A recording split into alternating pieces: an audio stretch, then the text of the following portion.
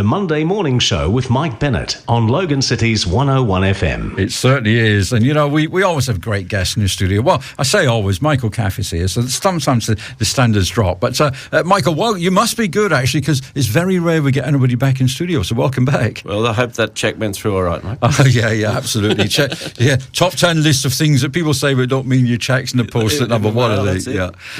Michael, last time you were here, we were talking about your attempts to be the independent senator for Queensland. Yes, and I didn't.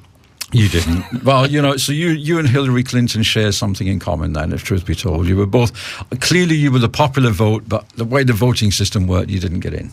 That must be, I can't think of any other reason why I didn't get in. I can think of no other reason either. And, you know, genuinely, I think it's a shame because, you know, your ideas, your policies would have been great. I mean, clearly you were just a little bit ahead of your time. But serious question, would you consider in a few years' time doing it all over again? I would. The people I've met, the groups I've interacted with, absolutely fantastic people. The people who did vote for me were very passionate about it and wanted an independent voice. There's someone sensible, someone with a little bit of I don't want to use the word intelligence, but someone who's sensible, mature, and had a good head on their shoulders get into that Senate, because they're a bit disillusioned with some of them that are in there.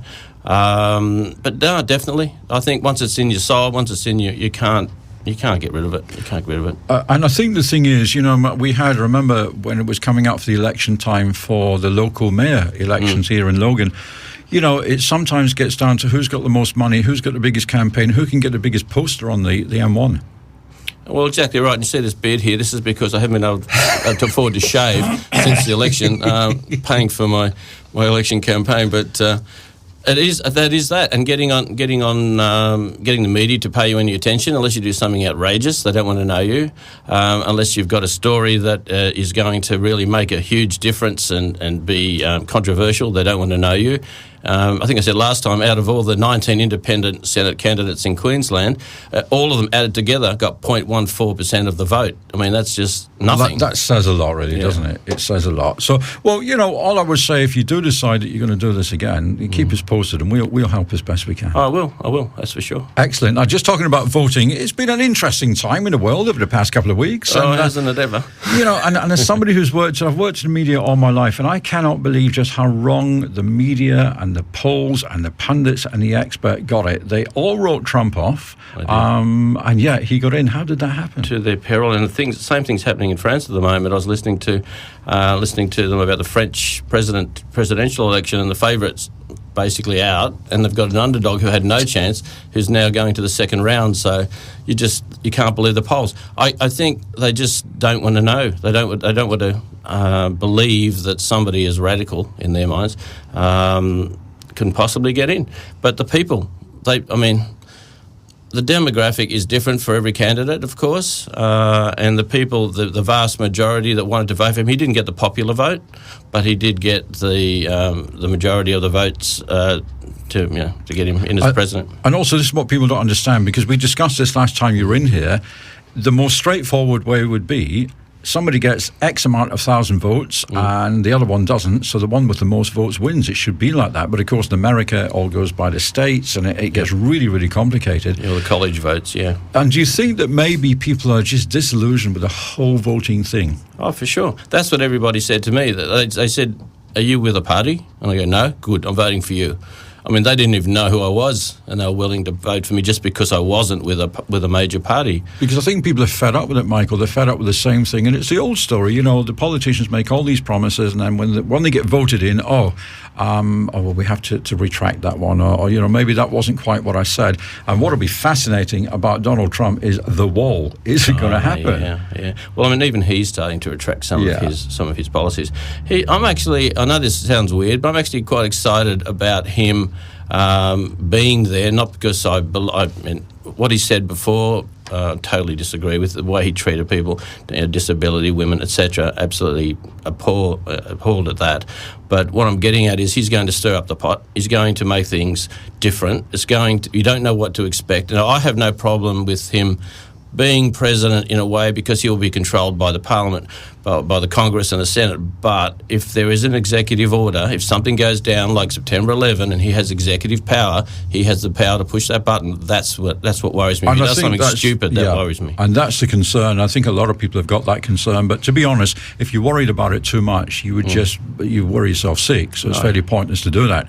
And you mentioned yourself, it's not he hasn't got the ultimate power on a day-to-day basis. He has to at least take some advice. And to give him some credit, if you go back to his business record, he's had some success. Well, he's a billionaire. Yeah. And you don't become a billionaire by luck, unless you go in that European lottery. But I don't think he did that. Our numbers didn't come up again this week. That's why I'm back here. Just moving away from the election for a second. Now, we were chatting the other day, and it's fascinating because I have a bee in my bonnet right now, which is called Schoolies. Yes. I cannot understand how and we've had kids. I would not ever allow a 17-year-old to go get off the faces on drink and drugs, and I know it's a minority as a parent, and then to have your children on 9 news and 7 news as it were last night, and all of a sudden these people are now putting a huge strain on the ambulance service. So here's a question for you, and I know you're going to tell me your story in a second. If a 17-year-old who's completely off his face or her face on some kind of drugs or alcohol says to the ambulance man, I'm okay, I don't want to go to the hospital, are they going to turn them away as they did with the story that you're just about to tell me? Yeah. Do you want that story now? I want that story now. This is really interesting, and I was amazed when you told me. This is fascinating. I was having morning here, as I do. I work as a business trainer, management business trainer, in the middle of Service Paradise at Cavill Avenue, and I was having morning tea, and as I was out just having a coffee in the little park, I could see this young guy slumped over. His head was basically almost falling off he was falling off the little, I suppose, seat he was on, about to fall on the ground, and he kept pulling himself up and going down. He was obviously on a substance of some sort. Sure. People went past. I didn't want to approach him because I thought, what if he turns violent? Well, exactly. There is always that fear that, you'd been the Good Samaritan, you could be decent citizen, but you don't know if he's armed, you don't know what state he's in. No idea how he will react. So what I did is, after a while watching him, and a couple of people did approach him and they just walked away, I thought, I've got to call the ambulance. So I called an ambulance. Eventually, 10 minutes later, they turned up. I mean, the ambulance isn't that far from where we were, but anyway, they eventually turned up and they went out and they just about to get out of the ambulance, and they started to leave. And I said, what's wrong? He said, he said he doesn't want us. I said, sorry? He said, he just said he doesn't want us. I said, no, you get over here and you check him out. So they got out and they did go and talk to him, and he said, no, he doesn't want us, and they left. Wow. Just left. And the guy still slumped over. I had, in the meantime, spoken to him, and he was a very nice young guy. He'd taken 2 Valium because he had a broken bone. That's all he said. Okay. So then he said, I react poorly to Valium. Rightio, that's fine. Now, they left him there like that, and I said, okay, will you be right? And the ambulance had left, so I packed up his stuff and put it in his pocket because he's dropping things everywhere, and he starts to wander down the street past Channel 9, Gold Coast News, and down towards the highway. And I said, well, what happens if he gets run over? If he wanders out the middle of the street and he gets run, who's responsible? There was no answer. One of the 9 Gold Coast reporters walked past, and I mentioned this to her, and I said it to her, and she said, oh, that guy, oh, that's interesting, and kept walking. So they weren't interested. Then I sent this story to the Gold Coast Bulletin. I sent it to that Channel 9 station and others, and I said, this is what's happened. Didn't get one response. They're not interested. You see, what I can't get my head round is this guy, okay, so he admitted to you he'd had a couple of Valium, didn't react well to that, probably not a good idea to take them. He could have been in a diabetic coma, he could have gone hypo, he could have had any kind of illness, he could have had some kind of brain problem, he could have been having a stroke, and just because he said, I'm okay. I'm fine. Which gets me back to, so if one of these 17-year-olds, and I have to stress that I know it's in the minority down at Surfers right now, but if one of them says to the ambulance man and he's on the deck, oh no, I'm fine, because his mother or father will beat the hell out of him afterwards, will they drive off then? I doubt it. I don't know. I hope not. I hope they look after them. I would have hoped they looked after this young guy, but they just weren't interested. Well, I mean, I could see the look in their face. So here we go, another one, not important, off we go. Now, I'm not saying the ambulance service does an amazing job. I mean, Absolutely. Let's not criticise. Well, that's not what this is about. We're not here to criticise. No. And actually, if anybody who works for the ambulance service would like to comment on that, we'd love to hear from you here at the station and let us know why. But if that is the policy, it's wrong and it needs looking at. There's no common sense in that at all. Well, there is a policy that, as you say, they can't treat them against their will. But, I get that. But getting back to your point of the schoolies, yeah. I mean, or after hours in surface when the zombies are out. Oh, who said that?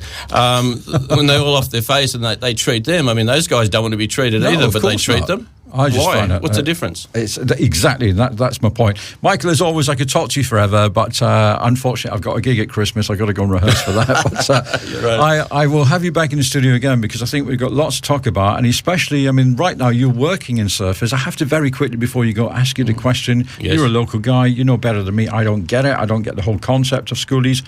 Who is it for? Who is making profit? Who is making money out of this? Because to me, the disruption and the upset for the locals, for people that live locally, is it worth it? So who's actually gaining? Apart from the drug dealers, who's actually gaining? Well, apart from the drug dealers. Well, from what I've seen of all the alcohol being carried around with the cases of beer on their shoulders, etc., I think the bottle shops are doing all right and they have all the specials on. Of course, they have the little signs out saying, we're not allowed to serve anybody underage, you must have ID. So what happens is you get to know somebody who's over 18 and all the toolies, as they call them, the guys and girls who are over 18, they'd go in. I'm sure they're doing deals, but it comes down to the parents, doesn't it? Absolutely. The parents saying, what is acceptable behaviour, what's not acceptable behaviour. My sons went there. One son went there. The youngest one, who's now 25, went there for 3 hours and said, "That's enough. I'm coming home." Yeah. The other one went there, visited some friends, and they went home. He went home as well, and he said, "No, not interested in that. They're all crazy." And that was going back, as I say, he's now 25, so it's going back about 7 or 8 years, but or 6 or 7 years. But really, it comes down to how the children are brought up. I know they're excited. I mean, who wouldn't be excited? I remember when I finished high school eventually. You went to high school? Yeah, I went there. I went to a girls' high school, but they kicked me out because I wouldn't shave my legs.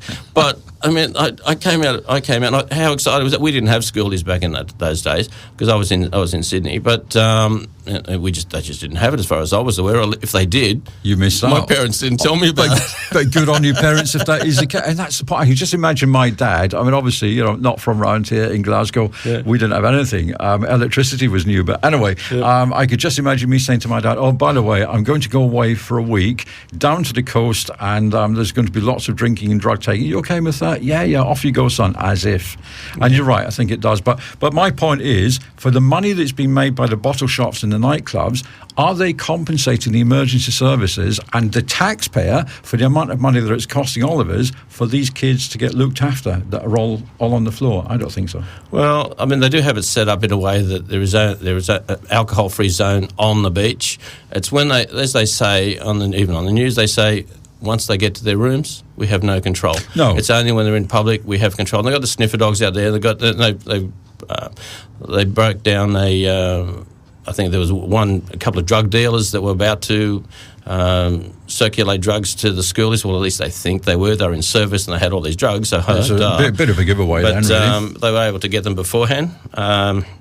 And I'll be keeping an eye on them. And I feel sorry for the people who are organising and the people who are volunteering, many volunteers, because they're trying to do the right. They're trying to make sure that the kids get home to their families safely. And from the window in the college where I work, I can see the hotels, and I can see them walking across the balconies. I can see them doing stupid things. You can't do anything because they're too far at a distance and they couldn't hear you anyway. I just don't want to see or hear about another accident, someone falling off a balcony doing something stupid. So the mates have to look after the mates. That's the theme this year. Look after your mate. Don't let them do anything stupid. And if they are going to do something stupid, then stop them and then take them to someone who can look after them, or at least, calm them down, lie them down, let them recover safely. And whatever you do, if you're one of these people and your mate says to the ambulance man, "I'm okay," don't listen to them. Don't listen to him. All right, Michael Kaff, an absolute pleasure. Michael will be back in the studio again probably in the early new year because we have much to talk about.